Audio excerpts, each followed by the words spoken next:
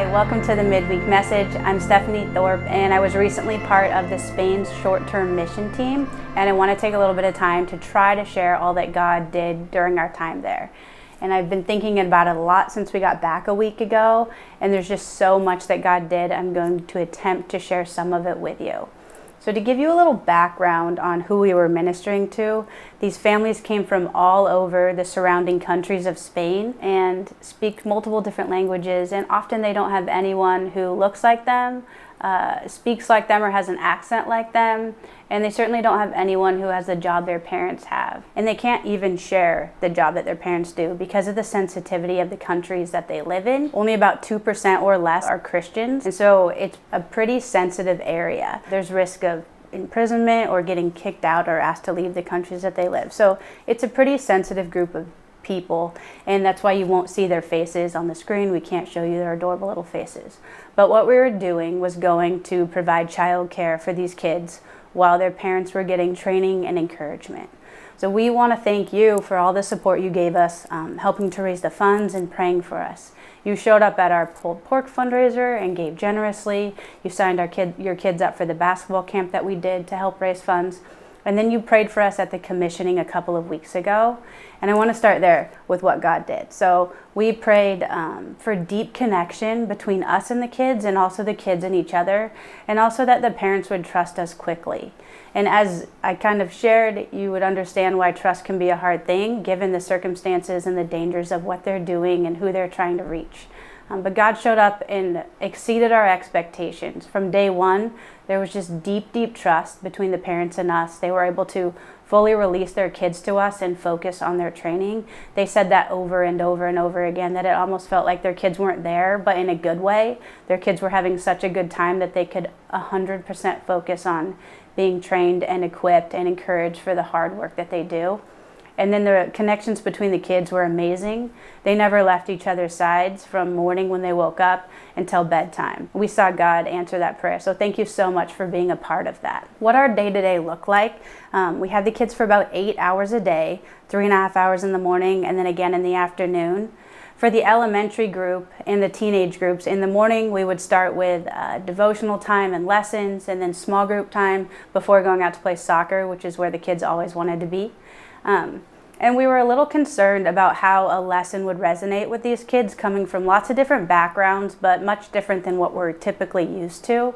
And so there was a lot of prayer and thought that went into what lessons we were going to present, and just asking that we would choose something that resonated with the kids. Now, these kids, most of them are in home churches. They don't have large youth groups. They don't have any youth groups or youth leaders or small groups or Awana groups that they're a part of. So this is a new concept for them to be in a group of peers and to try to be vulnerable and share and talk about their faith with other kids. But again, we saw God show up in huge ways, and on day one, at least in the teen group, we saw kids being vulnerable, opening up about struggles with friendships or how to share the gospel with a friend in a way that wasn't pushy or not quite fitting in, those types of things. So they felt vulnerable with each other, and then the other teens would come alongside and just encourage and build them up. So it was a really special time. Another thing that Michael and I got to do as part of the being with the teens was we started our day with worship and prayer with the adults. And if you haven't worshiped and prayed with multilingual missionaries, then I don't know if you've ever experienced true worship and prayer. I'm kidding, but it was just this amazing time. These missionaries are facing really difficult but beautiful circumstances, so to get to be a part of their corporate worship and prayer was just amazing for us and for the kids. And then in the elementary group, they did a lesson over the fruits of the Spirit, which Brad had taught previously, and that went really well too.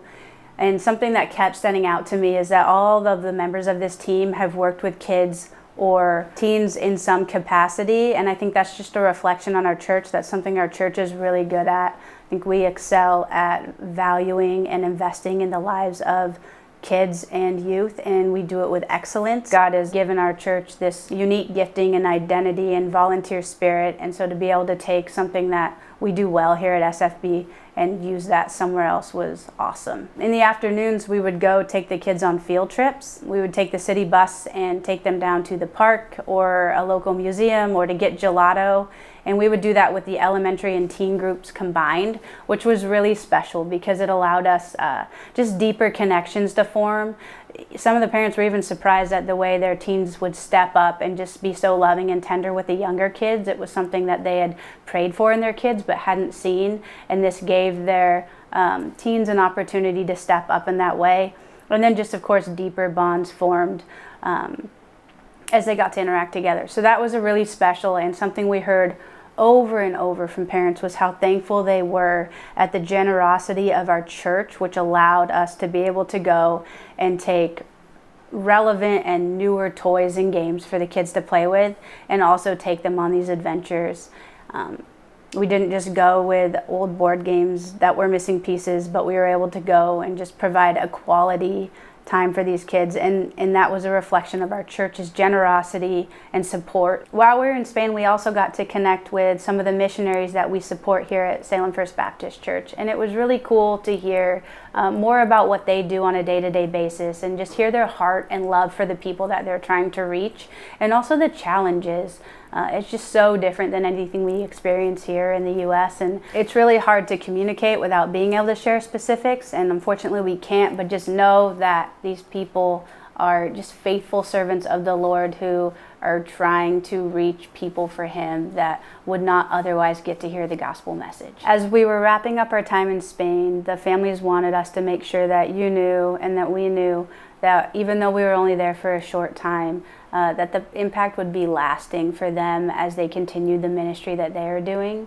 And as our team reflected on our last night, we're all going to leave changed. The 9 of us won't come back the same. Just a huge appreciation for the sacrifice that these missionaries make every single day, that their families make. They truly do it as a family. These parents have done an incredible job of making the work that they do a family affair. It's not just something they're dragging along their kids do. These kids are as invested, and you can see that in the way they talk about their parents and the Lord. And I think we will all just continue to look for ways to serve God and impact the global church. So we really appreciate you guys allowing us the privilege to go and serve in this way. But we want you to know that it was very apparent that we had a church behind us that loves and supports missions, that cares about the work that these missionaries are doing around the world, and that wants to give generously. So thank you so much for the way you supported us.